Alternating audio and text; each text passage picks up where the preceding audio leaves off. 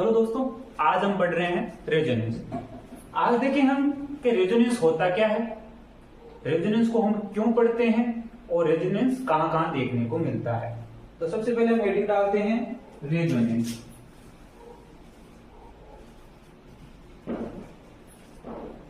अब देखो,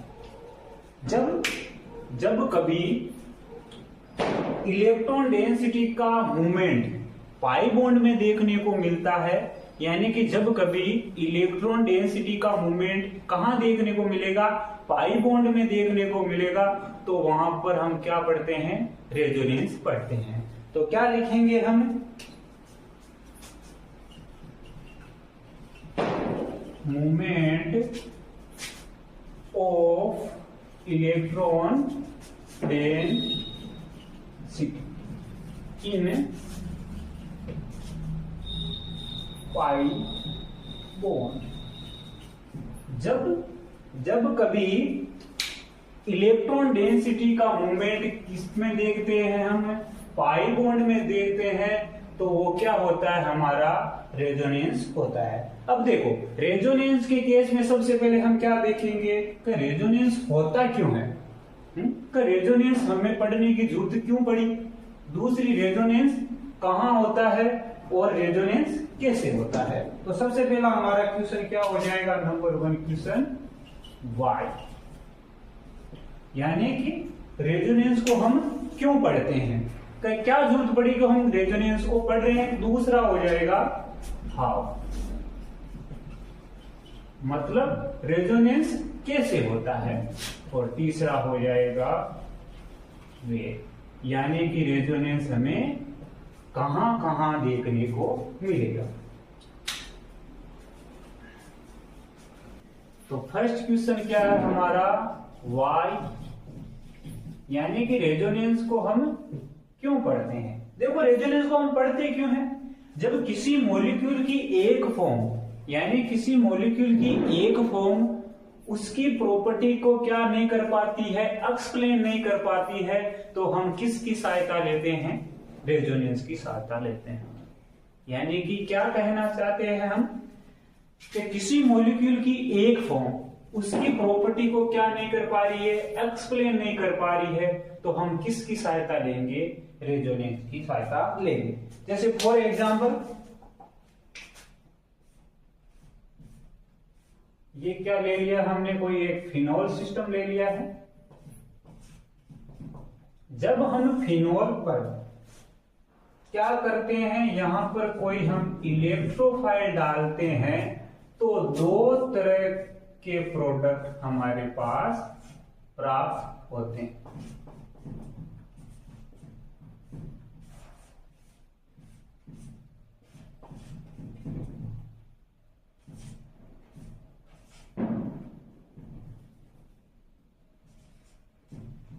तो हमने क्या किया, यहां पर कोई हमने एक इलेक्ट्रोफाइल डाला, तो हमारे पास क्या है, दो तरह के प्रोडक्ट आए। एक तो प्रोडक्ट ऐसा आया, OH के बगल में क्या लग रहा था, इलेक्ट्रोफाइल, और एक क्या लग रहा था, इसके अपोजिट।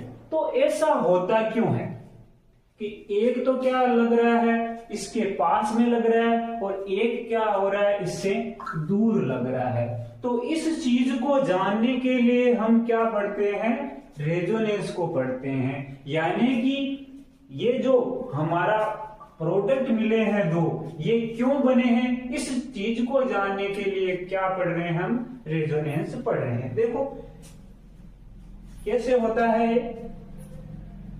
यहां पर इस ऑक्सीजन के पास क्या है, पाई इलेक्ट्रॉन है, यानी कि क्या है, लोन पेयर है। ये लोन पेयर कहां डोनेट करेगा, यहां डोनेट करेगा, तो अगली फॉर्म क्या तैयार होगी,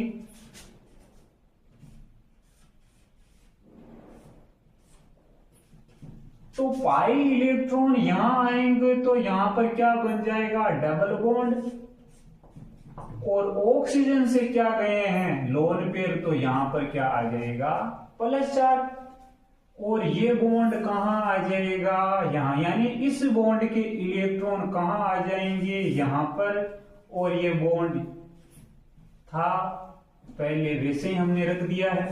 तो देखो सबसे पहले क्या हुआ, यहां के इलेक्ट्रॉन कहां आए, यहां, और ये बॉन्ड कहां शिफ्ट हो गया, यहां। तो सबसे पहले क्या हुआ, जो हमारा माइनस चार्ज कहां पर आया, यहां पर। इसके बाद में क्या होगा, फिर ये माइनस चार्ज आएगा यहां, और इस बॉन्ड के इलेक्ट्रॉन शिफ्ट कहां हो जाएंगे, यहां। तो अगली हमारी स्ट्रक्चर इस प्रकार बन जाएगी। तो यहां पर क्या आ जाएगा, माइनस चार्ज, और यहां पर क्या बन जाएगा, बॉन्ड, और यहां पर पहले से था बॉन्ड, और इस तरह से हमारा ये OH ग्रुप, और इस पर आ रखा है पॉजिटिव चार्ज। इसके बाद क्या होगा, ये माइनस चार्ज आएगा यहां, और यहां के बॉन्ड के इलेक्ट्रॉन कहां चले जाएंगे, यहां। तो अगली हमारी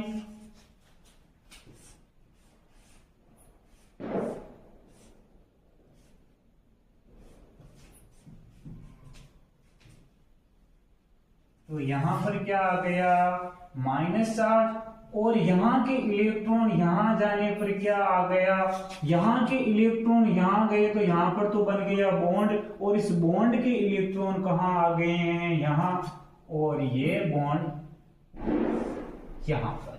तो इस तरह से क्या हुआ, फिनोल की कितनी रेजोनेटिंग स्ट्रक्चर देखने को मिल रही है हमारे पास, 3। यानी कितनी रेजोनेटिंग स्ट्रक्चर मिल रही है, 3। तो यहां पर एक बार तो माइनस चार्ज यहां आया, यानी कहने का मतलब एक बार तो इलेक्ट्रॉन डेंसिटी कहां देखने को मिली, यहां, फिर कहां मिली, यहां, फिर कहां देखने को मिली, यहां। यानी इलेक्ट्रॉन डेंसिटी की क्या है, पोजीशन अलग अलग जगह देखने को मिलती है। जब इलेक्ट्रॉन डेंसिटी जहां पर ज्यादा होगी तो वहां से ही इलेक्ट्रोफाइल पर क्या करेगा, अटैक होगा।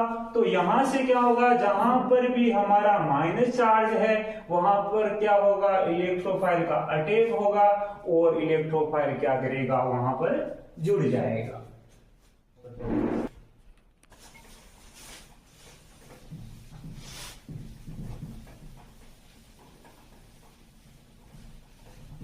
हमने क्या देखा कि रेजोनेंस हम क्यों पढ़ते हैं। हमने ये बताया कि जब किसी भी मॉलिक्यूल की एक फॉर्म उसकी प्रॉपर्टी को क्या नहीं कर पाती है, एक्सप्लेन नहीं कर पाती है, तो वहां पर हम क्या पढ़ते हैं, रेजोनेंस को पढ़ते हैं।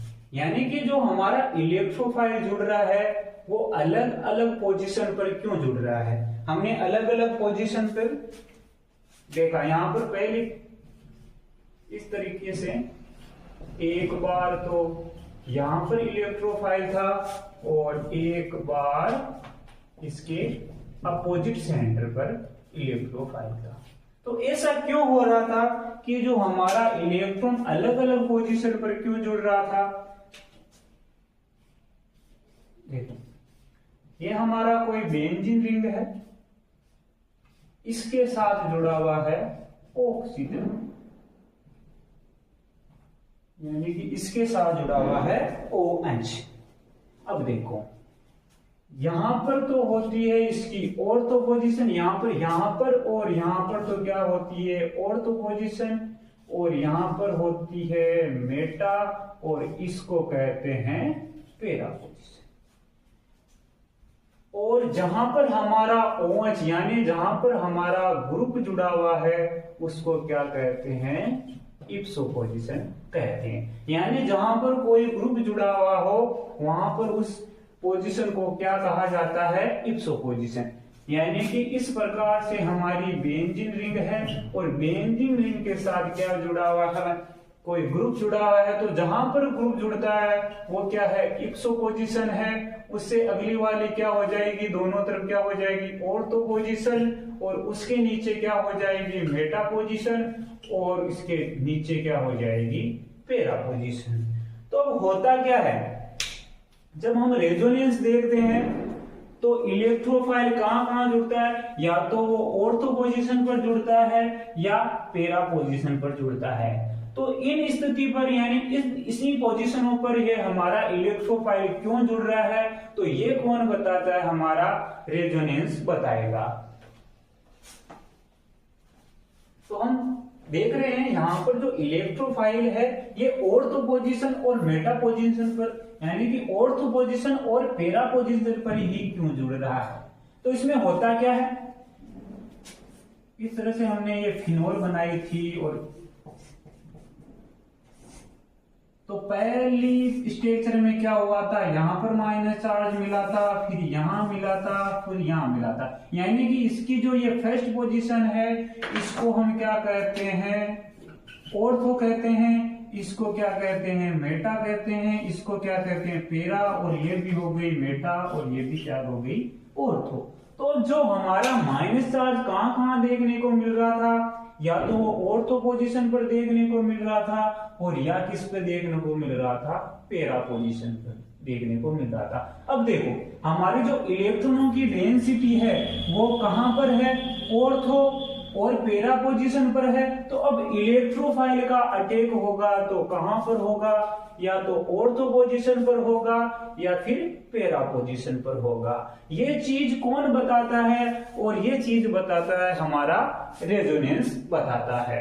तो हमारा जुड़ने वाला इलेक्ट्रोफाइल कहां जुड़ेगा, या तो जुड़ेगा ऑर्थो पोजीशन पर या जुड़ेगा मेटा पोजीशन पर। तो इसी तरीके से हमने दो तरह के प्रोडक्ट देखे थे, एक तो ऑर्थो ग्रुप पर जुड़ रहा था और एक पेरा ग्रुप पर जुड़ रहा था। तो यानी कि हमने पहले ये बताया था कि किसी भी मॉलिक्यूल की एक फॉर्म क्या कर रही थी, उसकी प्रॉपर्टी को क्या नहीं कर रही थी, एक्सप्लेन नहीं कर रही थी। तो हमने सारा किसका लिया, रेजोनेंस का सारा लिया। तो हम रेजोनेंस क्यों पढ़ते हैं, रेजोनेंस इसलिए पढ़ते हैं कि किसी भी मॉलिक्यूल की एक फॉर्म उसकी प्रॉपर्टी को क्या नहीं कर पाती है, एक्सप्लेन नहीं कर पाती है, तो हम किसकी सहायता लेते हैं, रेजोनेंस की सहायता लेते हैं। अब देखते हैं कि रेजोनेंस होता किस। तो हमने पहले रीजन क्या देखा था कि जब कोई मॉलिक्यूल की एक फॉर्म उसकी प्रॉपर्टी को क्या नहीं कर पा रही थी, एक्सप्लेन नहीं कर पा रही थी, तो उसके लिए हम क्या देखते हैं, रेजोनेंस देखते हैं। दूसरा कारण और क्या हो सकता है, स्टेबिलिटी।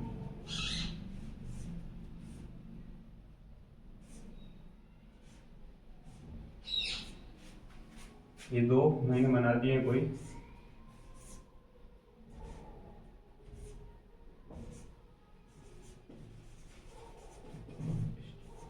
देखो इस मॉलिक्यूल के बजाय ये मॉलिक्यूल ज्यादा स्टेबल है।